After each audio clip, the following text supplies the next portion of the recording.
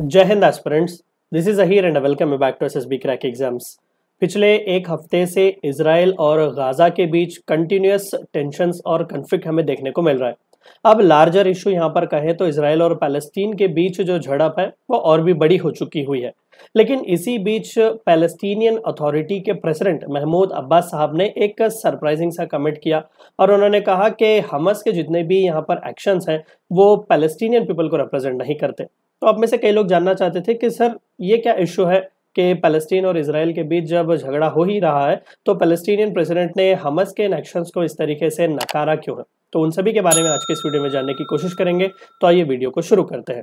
तो recently news channel में छाया हुआ था कि पैलेस्टीनियन अथॉरिटी के ऑफिशियल न्यूज़ एजेंसी ने दरअसल हुआ क्या कि पैलेस्टीनियन प्रेसिडेंट महमूद अब्बास साहब और वेनेजुएला के प्रेसिडेंट निकोलस मदुरो जी ने एक दूसरे को फ़ोन कॉल में बात किया हुआ था और उसी के चलते यहाँ पर कहा जा रहा था और उस ऑफिशियल नोटिफिकेशन में भी, वेबसाइट में भी ये कहा गया था कि पैलेस्टीनियन अथॉरिटी के प्रेसिडेंट महमूद अब्बास साहब ने क्रिटिसाइज किया हमास को और उनके एक्शंस को। लेकिन यहाँ पर चंद ही देर में बिना किसी एक्सप्लेनेशन के जो ऑफिशियल न्यूज़ एजेंसी या फिर जो ऑफिशियल इंफॉर्मेशन की एजेंसी है पैलेस्टीन की, उन्होंने अपने वेबसाइट से इस इंफॉर्मेशन, इस सेंटेंस को हटाया और महज इतना रखा कि पैलेस्टीनियन अथॉरिटी जो है वो पूरी तरीके से पैलेस्टीनियन लिबरेशन ऑर्गेनाइजेशन के व्यूज पॉलिसीज को ही सपोर्ट करता है।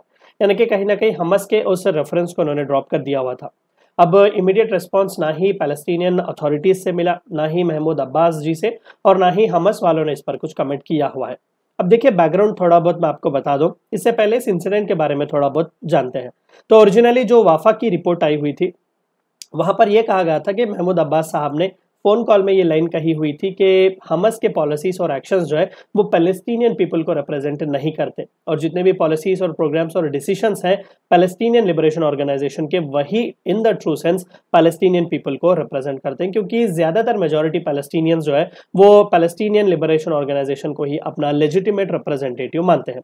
लेकिन चंद घंटे की ही अवधि में ये क्या हुआ कि इस फ्रेज को रीएडजस्ट किया गया और वहां पर फिर से वेबसाइट में चेंजेस लाए गए और कहा कि प्रेसिडेंट महमूद अब्बास ने स्ट्रेस किया कि जो भी पॉलिसीज, प्रोग्राम्स और डिसीजंस पीएलओ लेता है वही पैलेस्टीनियन पीपल के रिप्रेजेंटेटिव्स की तरह माने जाएंगे और यही सोल लेजिटिमेट रिप्रेजेंटेटिव है। कोई भी दूसरे ऑर्गेनाइजेशन का इश्यू यहाँ पर नहीं चलेगा।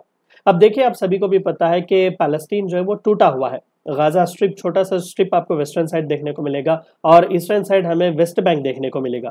तो अल फतह या फिर फतह पॉलिटिकल पार्टी जो है वो दरअसल पैलेस्टीनियन लिबरेशन ऑर्गेनाइजेशन से अपने रूट्स जो है वो ट्रेस करती है।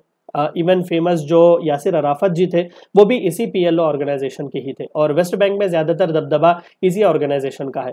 लेकिन हमास की जब हम बात करते हैं तो एक मिलिटेंट ऑर्गेनाइजेशन है जो कि 2007 में इन्होंने अपना कंट्रोल गाजा पर रखा हुआ था। यानी कि यहाँ पर दो ऑर्गेनाइजेशंस हैं जो पैलेस्टीन को ऑफिशियली या फिर लेजिटिमेटली यहाँ पर रिप्रेजेंट करने की कोशिश यहाँ पर कर रहे हैं।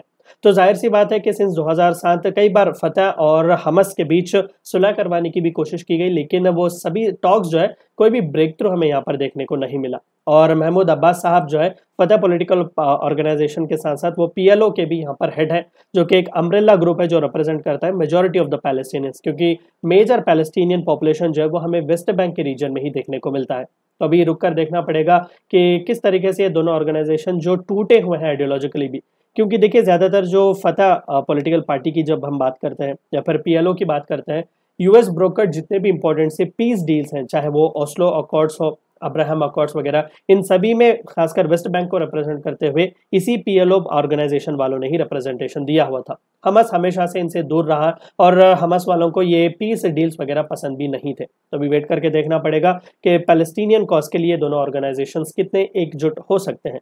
तो ये थी चंद बातें आपको इस वीडियो में जाननी थी। वीडियो को एंड करने से पहले आप सभी को एक बार याद दिला दूं कि एसएसबी क्रैक एग्जाम्स में एसएसबी इंटरव्यू से related full fledge online course available है। हर महीने इसके नए बैचेस स्टार्ट होते हैं। अपने फ्रेंड्स के साथ भी इन्फॉर्मेशन शेयर कीजिएगा। We also provide you courses like NDA, CDS, AFCAT and warrior. Written is a code which you should use so that you get 10% discount. Meet you next time. Until then stay healthy, stay safe. Thank you for watching my lecture. Jai Hind. अगर आप एक defence aspirant हैं और SSB interview, NDA, CDS, AFCAT जैसे exams के लिए prepare कर रहे हैं तो आप एसएसबी क्रैक एग्जाम्स के कोर्स को चेक करना ना भूलें। आप हमारी लर्निंग एप्लीकेशन को गूगल प्ले स्टोर से भी डाउनलोड कर सकते हैं।